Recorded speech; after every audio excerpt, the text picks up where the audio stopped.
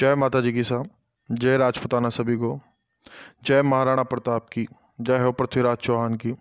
हुकुम। आज हम आपको ऐसी घटना से अवगत करा रहे हैं जिसको जानकर आपका सीना गर्व से फूल जाएगा। विश्व का एकमात्र ऐसा युद्ध जहां एक तरफ तो सेना तलवारों के साथ लड़ रही थी और दूसरी तरफ की सेना में तोपों और बंदूकों के साथ लड़ा गया था। मतलब तलवार वर्सेस तोपों का युद्ध।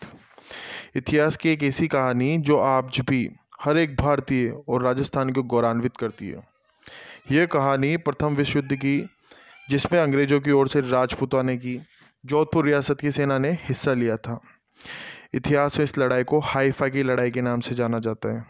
हाइफा शहर इजराइल में स्थित है, जिसे ब्रिटिश आर्मी के आज भी हर साल बड़े गौरव के साथ उसी दौर से लगातार मनाती आ रही है। दुर्भाग्यवश इतिहास की इस गौरवान्वित पल को आज बहुत ही कम लोग जानते होंगे। इसी ऐतिहासिक कहानी में आज हम आपको रूबरू कराने जा रहे हैं हाइफा की लड़ाई, जो 23 सितंबर 1918 को लड़ी गई। इस शहर पर ऑटोमन साम्राज्य, जर्मनी और ऑस्ट्रिया हंगरी की संयुक्त सेना ने कब्जा कर लिया था। इस लड़ाई में राजपूताना की जोधपुर रियासत की सेना ने नेतृत्व जोधपुर रियासत के सेनापति दलपत सिंह जी शेखावत ने किया। अंग्रेजों ने जोधपुर रियासत की सेना को हाइफा पर कब्जा करने के लिए आदेश दिए। आदेश मिलते ही जोधपुर रियासत के सेनापति दलपत सिंह जी शेखावत ने अपनी सेना को दुश्मन पर टूट पड़ने के लिए निर्देश दिया, जिसके बाद ये राजस्थानी रणबांकुरों की सेना दुश्मन को खत्म करने और हाइफा पर कब्जा करने के लिए आगे की ओर बढ़ी। लेकिन तभी अंग्रेजों को ये मालूम चला कि दुश्मन के पास बंदूकें और मशीन गनें और तोपें हैं, जबकि जोधपुर रियासत की सेना घोड़ों पर तलवार और भालों से लड़ने वाली थी। इसी वजह से अंग्रेजों ने जोधपुर रियासत की सेना को वापस लौटने के आदेश दिए। लेकिन जोधपुर रियासत के सेनापति दलपत सिंह जी ने कहा, हमारे यहाँ वापस लौटने का कोई रिवाज नहीं, हम राजपूत हैं। हम राजपूत रणबांकुर हैं। या रणभूमि में उतरते हैं तो या तो जीत कर वापस जाते हैं या वीर गति को प्राप्त हो जाते हैं। जहां एक और पूरे युद्ध के दौरान फिरंगी अंग्रेजों को हार का डर सता रहा था, वहीं दूसरी ओर राजपूत रणबांकुरे दुश्मन पर विजय प्राप्त करने के लिए बंदूकें, तोपों और मशीन गन के सामने अपनी छाती अड़ाकर अपनी परंपरागत युद्ध शैली से बड़ी बहादुरी से लड़ रही थी। इस लड़ाई में जोधपुर की सेना के करीब 900 सैनिक वीरगति को प्राप्त हुए। इस बीच जोधपुर लांसर्स ने आगे बढ़ने का जारी रखा, जिससे बचाव की मुद्रा में खड़े सैनिक सकते में आ गए। इन दोनों रेजिमेंट में 1350 ऑटोमन और जर्मन सैनिकों को घुटने टिकवा दिए, जिसमें सैन्य अधिकारी भी शामिल थे।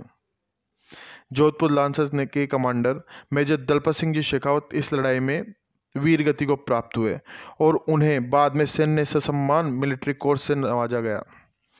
पूरे कैंपेन वर्ल्ड वॉर में इस स्तर का युद्ध किसी घुड़सवार सेना ने नहीं लड़ा। मशीन गन ने से लगातार निकल रही गोलियों ने घोड़ों को घायल जरूर किया, तो उन्हें रोकने नहीं पाए। युद्ध का परिणाम ने एक अमर इतिहास लिख डाला, जो आज तक पूरे विश्व में कहीं नहीं देखने को मिला था, क्योंकि यह युद्ध दुनिया के मात्र ऐसा युद्ध था जो तलवारों और बंदूकों से हुआ था।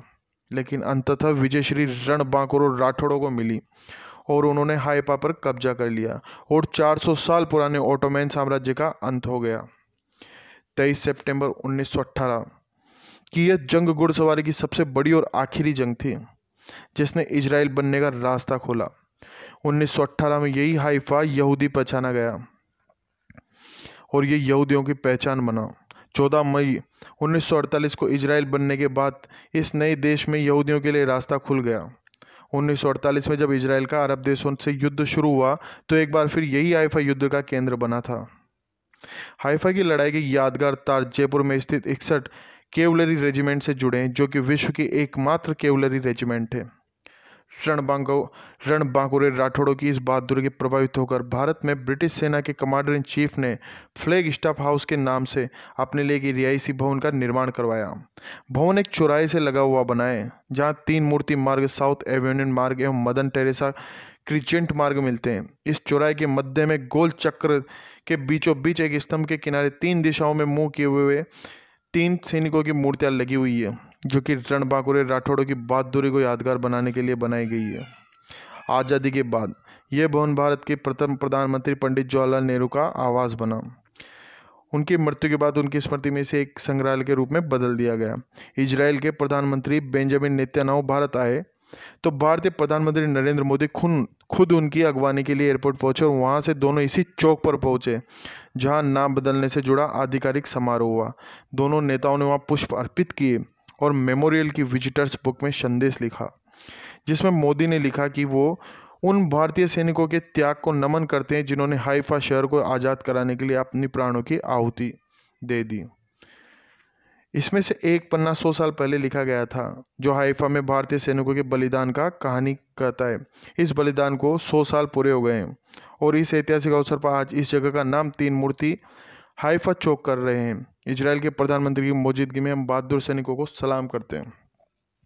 हुकुम, ये दुनिया का एकमात्र ऐसा युद्ध था जहां एक तरफ सैनिक तलवारों से लड़ रहे थे और दूसरी तरफ तोपों से। लेकिन हमारा दुर्भाग्य है कि हमारे देश में ऐसे महान युद्धों को भुला दिया। हमें कभी ऐसा हमारे स्टूडेंट को नहीं पढ़ाया गया और इजराइल में आज भी वहाँ की किताबों में वहाँ के स्टूडेंटों को पढ़ाया जाता है हाइफा का युद्ध।